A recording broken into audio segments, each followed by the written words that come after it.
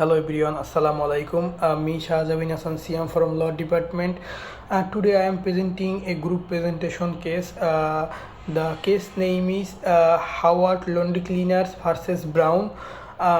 Today my part is a obiter dictum and conclusions. So now I can start at my part. A comment, suggestion or observation made by Justice Darrell Hickman in an opinion that is not necessary to resolve the case, and as such it is not legally binding on the other courts but may still sit it as persuasive authority in future litigations. Also referred as dictum, dicta and judicial dicta. A dissenting opinion is also generally considered obiter dictum. The Howard's Laundry argument had no contention that the court improperly found that the owner of damaged drapers had his burden of proof, as there was an abundance of testimony and the saying that the drapers were in good condition when the delivered, but when the owners received them they were shrunken and punctured.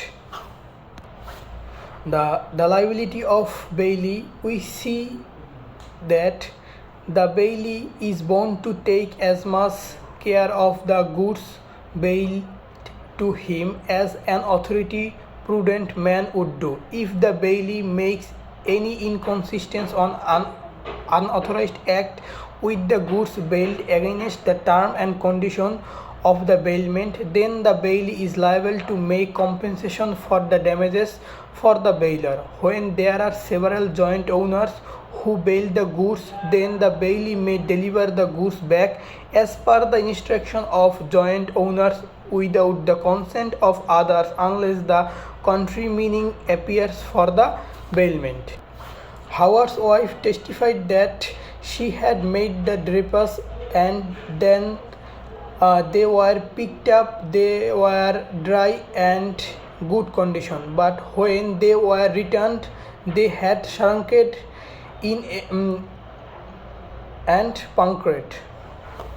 In a bailment, the goods are delivered as per situation. Bailee bound to return goods as like this situation, but in this case, Howard's Laundry Cleaners versus Brown. Brown was a bailer. Howard's Laundry was a bailer who has liable to return the goods as like previous condition, but Howard's Laundry Cleaners failed to return goods in previous condition and they caused damage. The second part of the case, we see that the appellant argues that the drapers were 4 years old, that why their goods value had decreased. Howard's Laundry Cleaners again argued that the court was wrong in entry judgment for $2,500. We see that Kimball versus Goodman, in this case, in deterring the value of the goods destroyed, you should not consider their stable market value, second-hand clothing, but base your estimate on their original cost, the character of markets, the character of materials, the extent to which they had been used would probably be suitable for future use by plaintiff, and all other circumstances which the proof in your opinion shows existed at the time they were injured and not their value which the plaintiff is entitled to recover. The rule in a bailment case, in that the bailee may overcome the inference of negligence arising against it because of delivering goods in good condition and return damaged condition by telling all that it knows of the casualty and that is exercised ordinary care in all that it did with respect to the vessel.